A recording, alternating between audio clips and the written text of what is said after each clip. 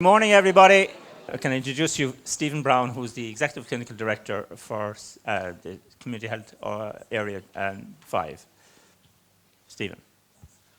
Good morning, everyone, and thanks, Tony. As Tony outlined there, my name is Stephen Brown. I'm a general adult psychiatrist by training, and since August of 2015, I have taken over the role of Executive Clinical Director for the mental health services here in the Southeast. I've got the great pleasure of welcoming you all here today. I've had a look at the agenda, and I trust that you'll find it an interesting and stimulating day.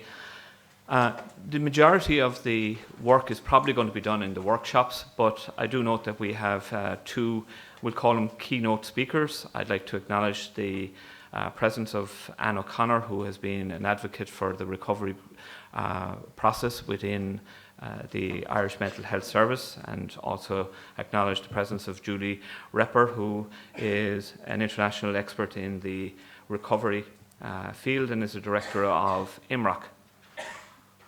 On a more local level, on behalf of the executive management team, I'd like to acknowledge the work of Claire Fitzpatrick and her team with regards to establishing the Recovery College here in the Southeast and the ongoing work of ARI. For those of you who will know the history of ARI in the Southeast, the Carlow Kilkenny South Tipperary service was originally a pilot site for ARI, and recovery now is fairly well embedded within that dimension of our service. Recently, we have signed the contract with ARI nationally to establish the ARI framework within the Waterford-Wexford component of our mental health service.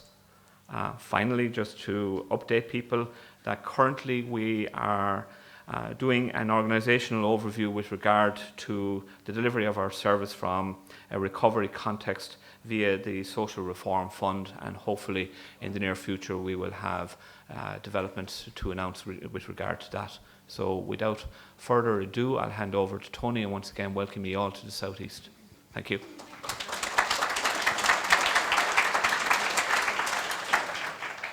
Thank you very much, Stephen, and it's our great pleasure to be here, and we thank you here in Kilkenny for hosting the event today.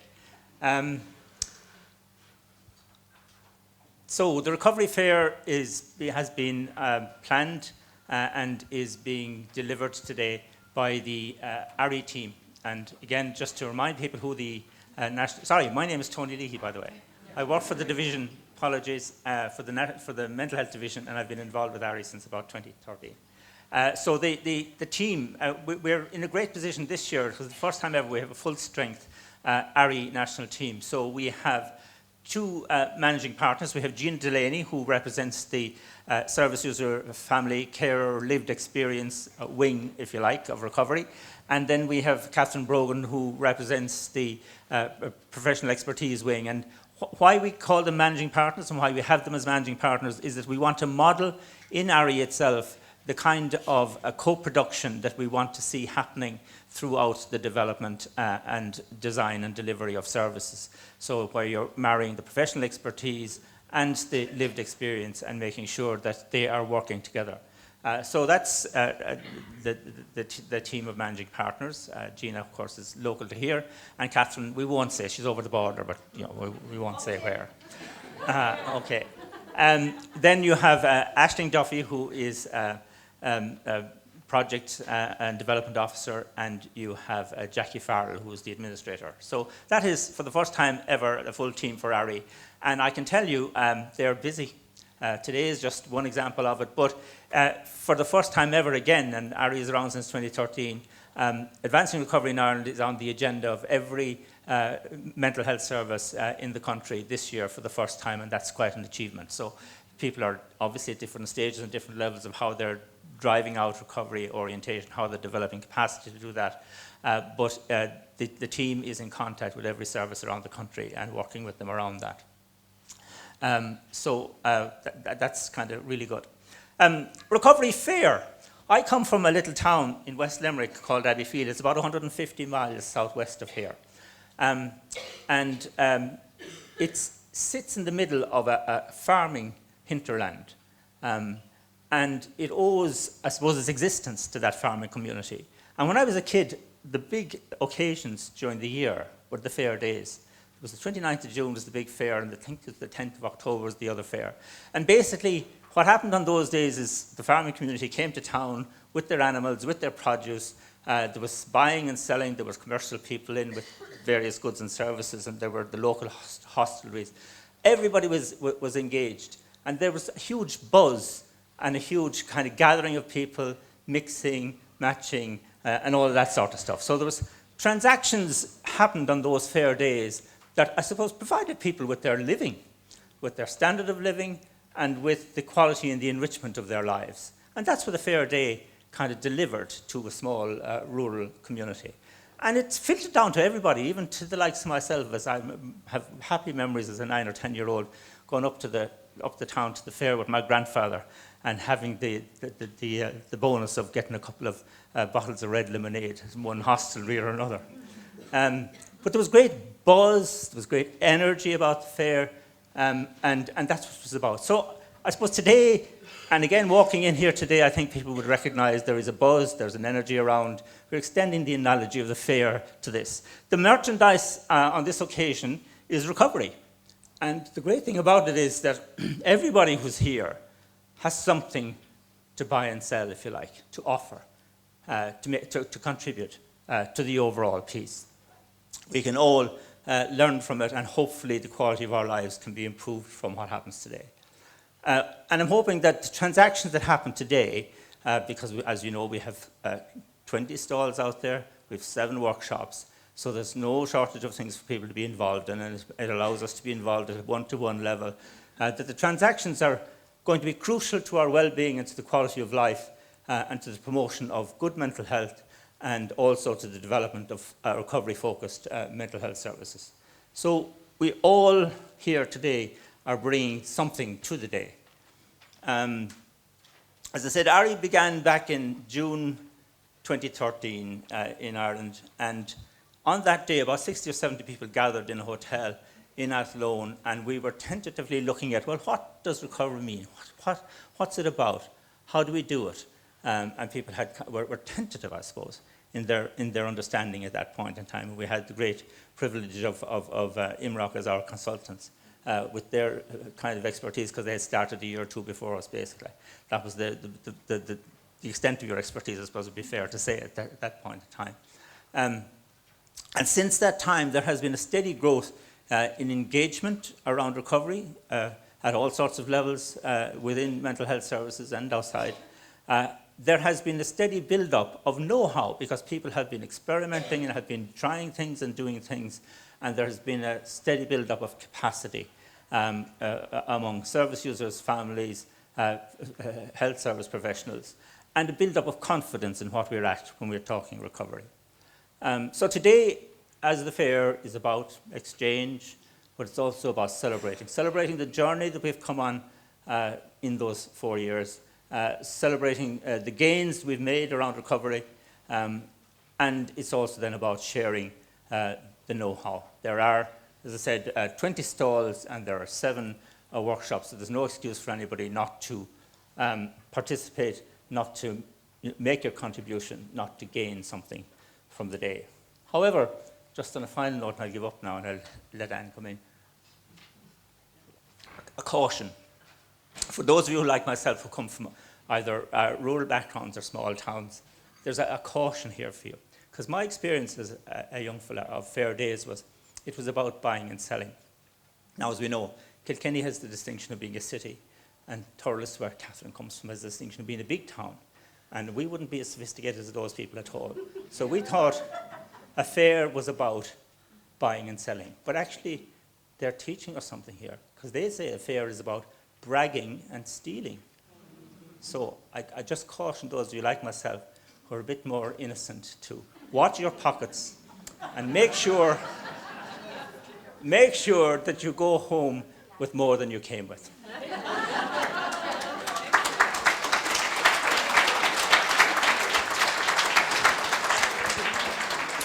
Thank you very much. So now, without further ado, I will introduce you to Anne O'Connor. Anne is the National Director for the Mental Health Division, and she has graced us with her presence here today, and she has her own message to offer. Good morning, everyone, and I'll just put my cards on the table and say, as a Galway woman, we're used to artisan markets. We don't do fairs.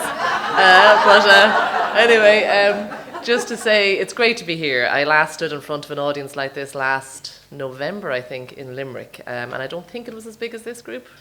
And I think what's really great about today is that, you know, this is something certainly that I personally really believe in. So I mean, this is great, and it's great to have this kind of a turnout for something that is so fundamental to how we do our business, and something that we really want to build on, and something which really we need to consider as our way of working, not anything extra or, you know, too challenging. I know there are challenges, but we'll come to those in a minute. But I think that, you know, it is about that sharing, and whatever about the bragging and stealing, it's about the learning. It's about the opportunity to hear from other people's experiences and to really reflect on how we can all contribute a bit more to this, I suppose, to this jigsaw of service development. So what I'm going to do is really just talk you through a brief presentation, and apologies, I haven't replicated the whole presentation from before. There may be a couple of slides, but not many. But really, we're trying to move on. So recovery, as Tony said, ARI has been here since 2013. It's now 2017. So we need to look at how we can really kick this into the way in which we do business. And for me, you know, it's fundamental. We have to think about what we're all about. So in terms of the mental health division, and I'm acutely aware that not everybody here works for the HSE or in the mental health division, and I think that's what makes this gathering so good as well, because ultimately recovery and co-production is really about that broad network of stakeholders. This isn't just about the HSE, but recovery doesn't belong to anybody. It's really about how we work with the population, how we all kind of collaborate, and how we, I suppose, in the mental health services try and keep people away from us in a sense. How do we move people back to their communities, back to everything that they want to be doing? So for us in the mental health division, we have a mission and we have a vision, and they've been really constant since the division got up and trucking in kind of the end of 2014. In terms of our operational plans, etc. And I won't go through those because you should be familiar with those by now. They're in every operational plan, and we've kind of held those, I suppose, dear to our hearts in terms of how we plan our services every year. And within that then we had the 5 strategic priorities. Again, they should be familiar, but you'll see there that the top one is about evidence-based and recovery-orientated services. So that is fundamental to how we're doing our business. Everything we do in the division should sit within one of those 5 priorities. Anything that we're doing that doesn't fit in there really shouldn't be done by us anyway. And it is about being able to deliver on our priorities in partnership with other people. So we are open to all kinds of integration, engagement, etc., etc. And it's important that we all work to a common agenda, and that is about meeting the needs of people who use our services. It's about actually respecting what people want from us and being able to deliver accordingly. So I won't go through those again, they're familiar. They are, you know, particularly for anybody who's involved in planning as we head into the planning cycle again for 2018, they'll be very familiar to you. But they're there, and recovery is core in there. So we know in mental health that there's lots of complex factors at play, and I'm not going to go into these in any detail other than this slide, just to say we are challenged all of the time for all of these reasons. There is a constant increase in demand for our services. You could argue that's a good thing because more people are coming forward, more people are being referred, and that brings its own challenges, particularly when we have difficulty recruiting staff for services. We're challenged with stigma, and I would argue that we have potentially more stigma within our services at times than we ever have outside. Changes in expectation from people who attend our services. People want certain things, and we need to be able to meet the needs. We're a public service, we're publicly funded, and we have a public value proposition that we have to develop to say we're here to serve the needs of people who effectively, you know, fund the service. Quality and safety, and a growth in population. So they're all things that we work in, and you could break any one of those down into 20 more slides, but we're not going to do that today. That's a different day's presentation.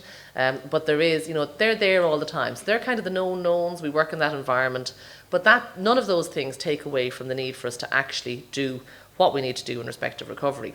I think one of our challenges, and this quote came from a team day, so just to say from a national perspective, and I'm conscious that I'm here, you know, I get the easy job. I come in here and I talk to you and I go again. Whereas for those of you working in services, you're out there working with people day in, day out, trying to drive change, trying to develop things, maybe with limited resources, maybe with challenges within your service in terms of buy-in, support, whatever. But the reality is, unless we know what we're doing, it's going to be very hard to do it. So for any of you in services, for any of us planning services, what are we actually trying to do here? How do we get away from this thing of, well, we kind of know what it isn't. So you walk in and it doesn't feel right. People's experience isn't right. But we actually need to say what we're aiming for. So how do we actually describe a recovery-orientated service? How can we actually, pin our colours to the mast, so to speak, and say this is what we are aiming for? So we're aiming for recovery. What does that mean?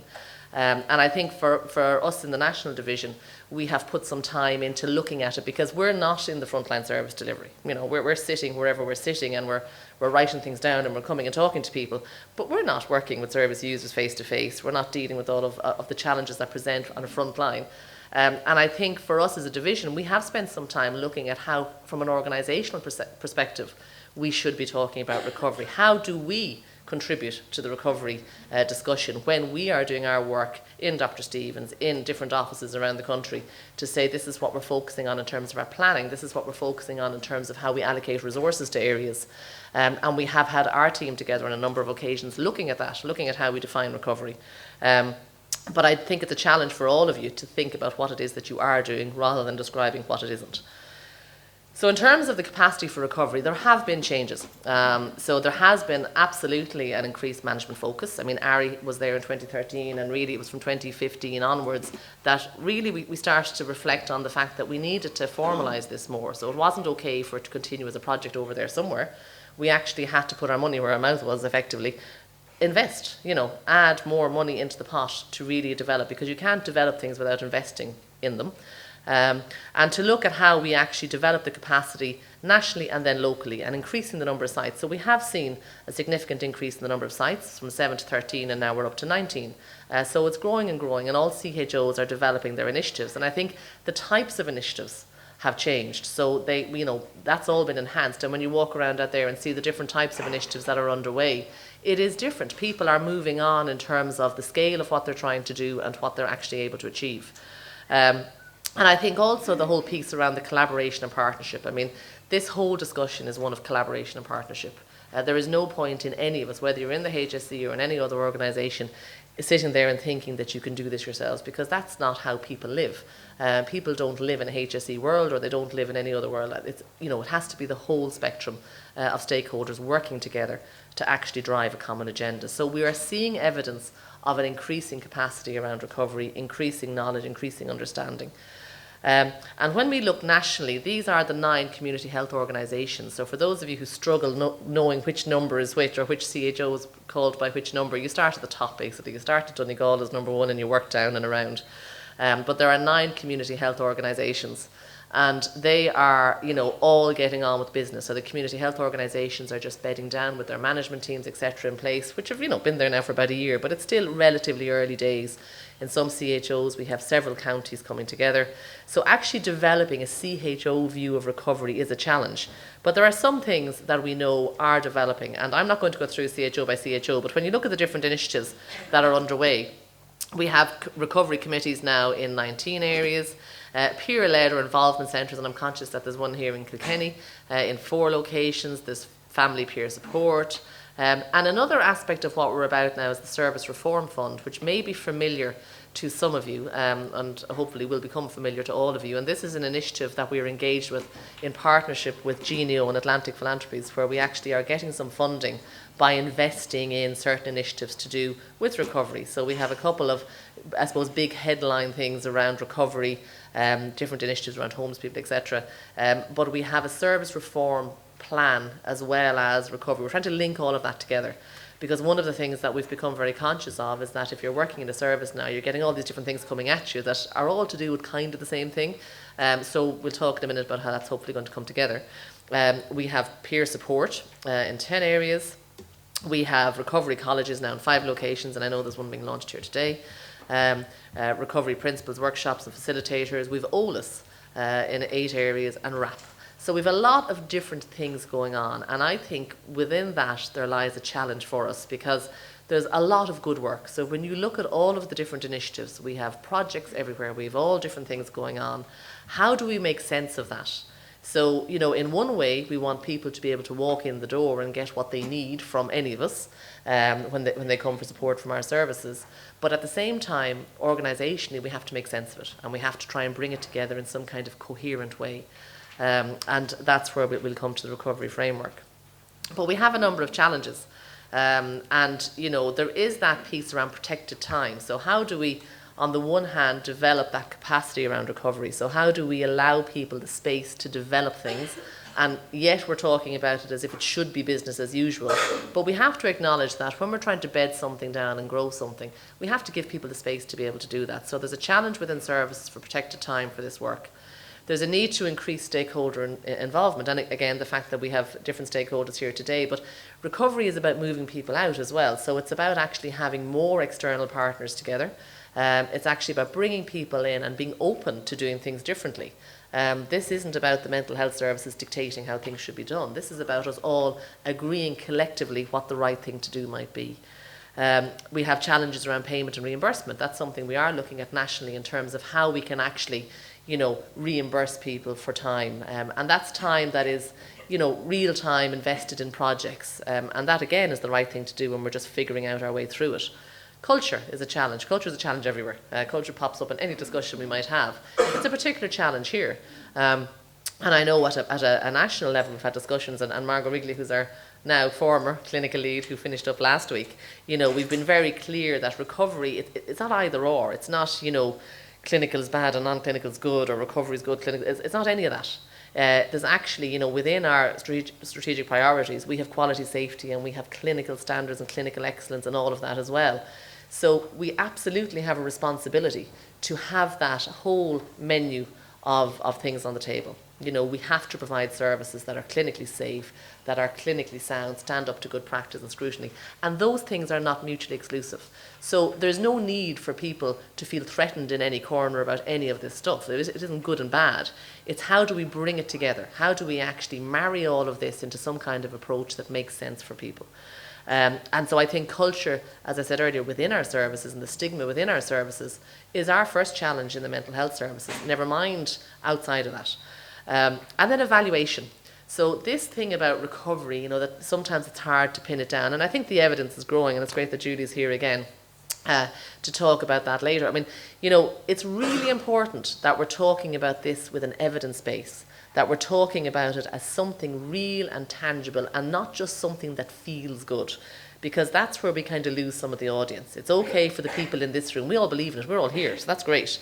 But what about everybody else? What about the people who are looking for the facts, the figures, the why?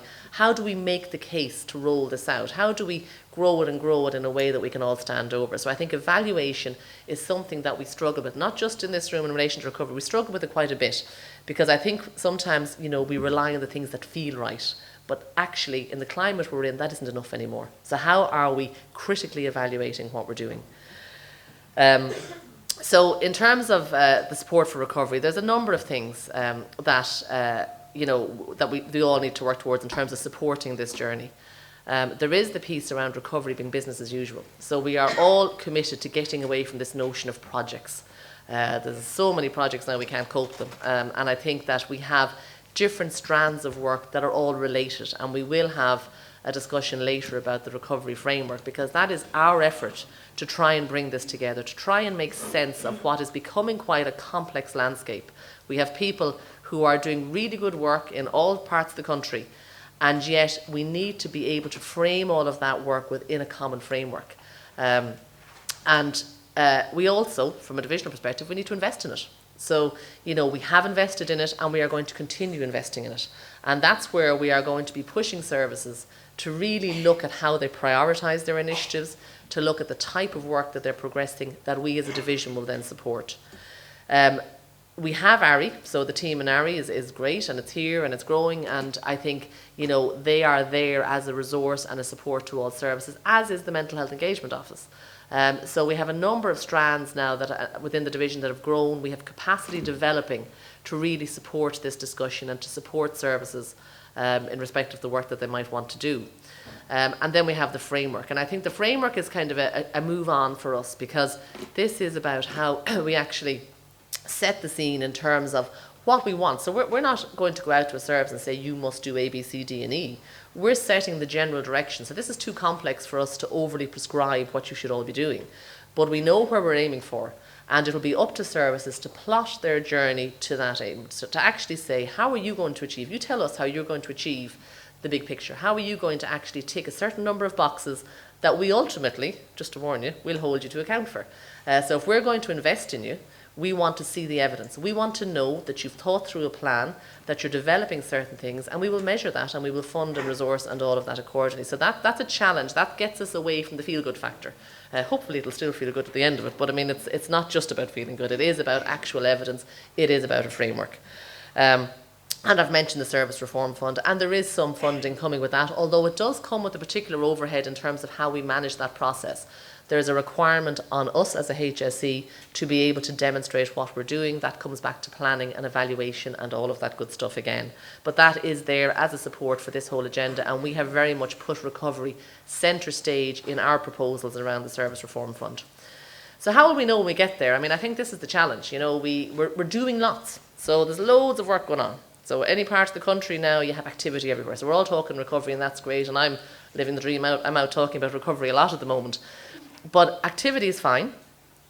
And also, we have a lot of inputs. So we're investing in, we're putting staff in, we're building teams, we're doing all of that. And that's great because we can see those as tasks. That's all process stuff.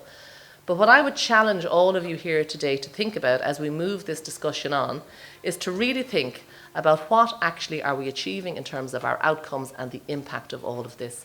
Because it doesn't matter how much work we're all doing or how much money we're all spending if it's not actually hitting the target in terms of the outcomes for the individuals who use our services and the overall impact in Ireland in terms of the world of mental health.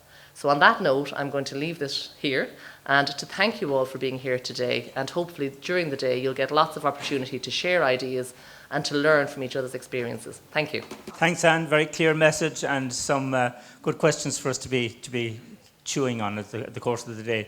Without further ado, then, I'm going to call on, as you know, it's being hosted here by the ARI committee locally here, and they're taking the opportunity to have a launch of the Recovery College South East. So I'm going to call on Claire Fitzpatrick and David Heffernan and the team to come forward to talk to us a little bit about that.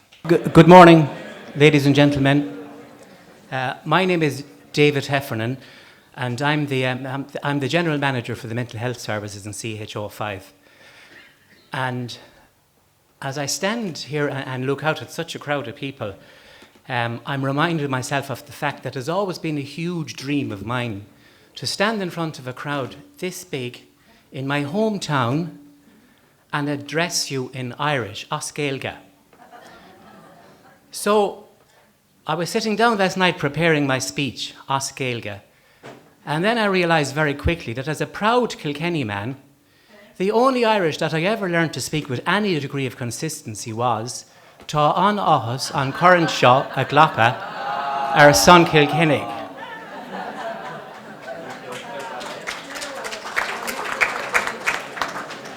So I said, that'll get... Not anymore, Liam, you're dead right.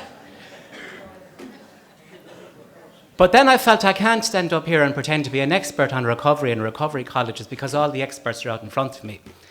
But as I look across the room, I'm very cognizant of the fact that a huge majority of the people in this room are actually weren't born when I started first working in mental health services. I know, you wouldn't think it to look at me. That's, But that's a fact. So I said I should just take the opportunity to reflect on, in my time in mental health services, in a lot of years, where we've come. I'm not going to talk how far we have to go, because I think we all know that. But where have we come? When I started in mental health services, we still had the big institutions. I was at a retirement function for an eminent member of our medical staff about a year and a half ago. And in his speech, he told us he can remember when the first health and social care professional started in his service. It was a social worker. And he said he remembered the Monday morning, and he had got word from wherever, it wasn't Dan O'Connor's office because it wasn't there at the time, that this lady was arriving. So he put on his best suit, he met her on the Monday morning, and he showed her around the hospital facility, and he brought her into the consultant psychiatrist's room, which was the centre of the universe at the time. And he introduced her to everybody, and then she went on her way, and he sat down with all his colleagues. And there was a little bit of uncomfortable silence in the room, and eventually someone said, "She's a nice woman, isn't she?" And They all nodded, and then there was a little bit more of an uncomfortable silence, followed by, because someone had to say something, she is, lads, what are we going to do with her? Okay, that's a little bit of fun. But when I stand here now and think back on those days, which I can well remember, it reminds me of how far we have come in that time. Because in that time, we have closed our institutions. With the arrival of that lady, it was the start of the development of the community services and multidisciplinary teams. We then, in maybe 6 or 7 years gone by, we cracked onto the idea that there was better expertise out there than there ever was within our services, and we looked at the involvement of consumers and the development of consumer panels and inviting the lived experience into our services and how that could help us to develop going forward. I mean, moving along from that then, we've had in very recent times the development of the service engagement unit within the national team.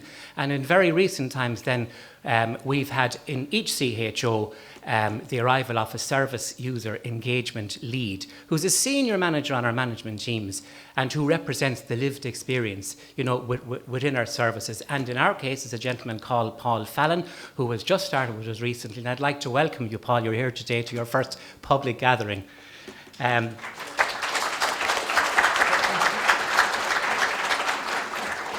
just two further things. I would like to think myself, I was always naive enough to think from the time that I started in mental health services, well, you know what, if you got sick, you got better. That naivety has caused me problems many, many times over the years in trying to pursue a recovery agenda within services. But thankfully in CHO5 at least, and indeed across the country, there are more than green shoots to show the fact that, you know, we are on the journey now, but we do have a long way to go. I mean, and just in conclusion, I would like to quote a famous American psychiatrist called Morgan Scott Peck. Now, he was controversial in his time. But he wrote a book called The Road Less Travelled. It was a New York Times bestseller for 8 years. And in that he gave details of his own recovery journey and working with his own demons. But he said simply, the road less travelled. If we know exactly where we are going, exactly how to get there, and exactly what we see along the way, sure, we'll never learn anything. We, in many respects, are on the road less travelled. That, for our services, and indeed for many services, is a challenge in itself because we're familiar with the road most travelled. And it's a huge test for us to try and get off that road. But the road less travelled, we know, is the road that is all the learning. And because we're doing it now in a collaborative way, we can only learn. And I suppose that's just a good time to be talking about the launch of a recovery college in CHO5, because that's going to be about learning and education. So the road less travelled is the good road to be on. And you're welcome to Kilkenny. And thank you very much. Thanks, David. And I should say the Oscar goes to David Heffernan. Thanks, David, for that introduction.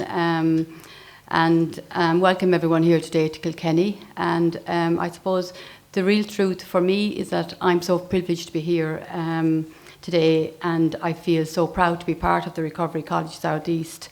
I suppose in honesty I could say the Recovery College South East started in a corridor in St. Canis's in Kilkenny, when I happened to be there one day and I bumped into Jim O'Shea, who's here somewhere as well, and he was the then regional director of he was then the director of the RCNME, and we got together and we spoke a little bit about recovery education. It took him a few sessions to get involved, but when he did become involved, he came involved wholeheartedly. So that's how the Recovery College started in the CHO5 area. But I suppose it's a privilege to be here. Proud of all the work everyone involved has put into the development of the recovery education across the CHO5 area. Everyone working together for a common goal, where recovery education for all becomes the cornerstone of a truly recovery-orientated service. With us all sitting at the table learning together.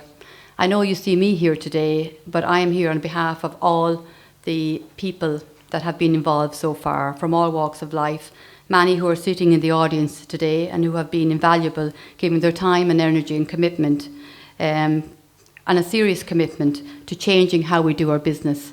And I suppose that really is what recovery education is about, reflecting on how we do our business effectively and more efficiently, so that we have good recovery outcomes for people and staff who work within the services also. The Recovery College South East is unique in that from the beginning the mental health services and the substance misuse services have come together to co-produce recovery education, acknowledging the connection and overlap that exists between both services. And this has been a powerful and beneficial partnership where the shared learning has been invaluable. One of the first few times I heard Julie Repper speak, she talked about the wealth of skills and knowledge and talent we have in our own organisation and having the foresight to recognise this. Hence, I suppose, the Recovery College started with the vision that we needed to include all partners and to invite as many people as possible into that relationship, getting support and using the skills and expertise that all those people brought along. And I suppose today in this room it is quite clear that we've had lots of support along the way. It's clearly evident here with the presence of so many people, but also the presence of our Executive Clinical Director Stephen Brown, the CHO 5 Head of Mental Health Services Liz Kinsella, and our General Manager David Heffernan. They have been with us on every step of the way, opening the door for development and change, because we can't do it alone. The Recovery College is not just one entity, it involves everyone. And it's only one part of a service that we provide. I don't want to single out anyone today because there's so many people involved in this development, but I do need, I suppose, to mention a few people. And from a nursing perspective, I suppose I really do need to say thanks to my own manager and managers, and Buggy being, I suppose, a real driving force in the development of recovery initiatives across the service.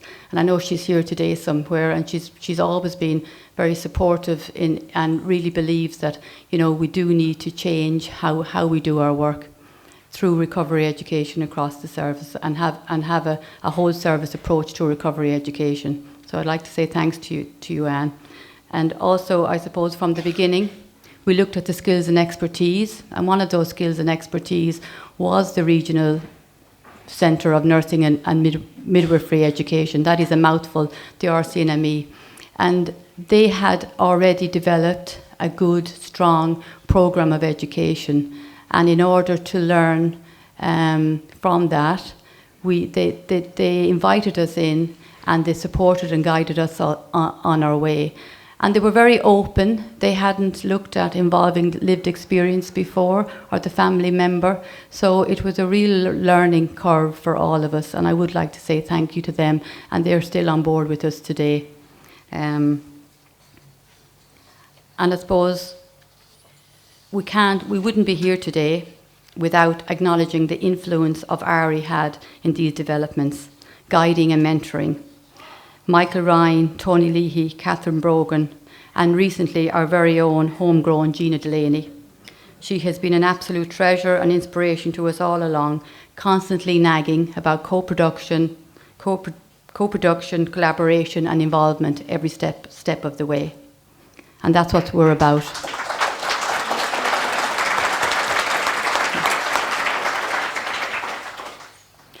I suppose over the last few years we've had many a cloudy day, but I always find that after the cloud the sun will shine. There's a great future in front of us, and we all need to continue to work hard, challenge ourselves and others, keep pushing the boundaries and keep striving to be better at collaboration, learning together for a better future for us all within mental health services and the surrounds community. So thank you very much. Hello, everybody. My strongest point is not PowerPoint. My name is Amanda Quigley, and I am the peer educator with the Recovery College South East.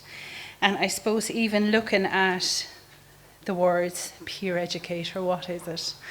I am a person who had periods of unwellness in her life, and I had to use the mental health service. I needed assistance and I needed support. I'm also a person living in recovery, whatever that means. And the one thing I will say is about recovery and using the word is that it's a personal experience for everyone. Working as a peer educator has brought its own challenges. When I actually applied for the job, and I tell the story to everybody, I felt I needed to go into my mother. And I said to her, you know, hello. And she said, how are you? And I said, I'm just applying for this new job. It's a peer educator. And she went, oh, okay, you know, what does that entail? And I said, it's, you know, for somebody with a lived experience of mental health or addiction challenges. And she just looked at me, fixed her glasses and went, oh, you'd be very good at that. So I got the go-ahead. And that in itself, I suppose when we look at stigma, and you spoke about stigma, and you know, as Tony, you spoke about, you know, being from Abbeyfield. I'm a Tipperary woman and we have the cup. So that in itself is stigma, being actually in Kilkenny City. Just thought I'd get that one in there. But it brings up a lot of challenges. But I've had the privilege of working for the last 13 months with the most wonderful people. We have a collection of facilitators now from the lived, and when we say the lived experience, it's a word actually that doesn't sit right with me at all. We have a bank of facilitators who work within the mental health service, who volunteer within the mental health service, and who have used the mental health service, or their family members have used the mental health service, and we've all come together to create the most wonderful workshops around wellness and recovery. And moving forward, and the launch of the Recovery College, we're just going from strength to strength. And it's a wonderful piece of work to be involved with. So thank you very much.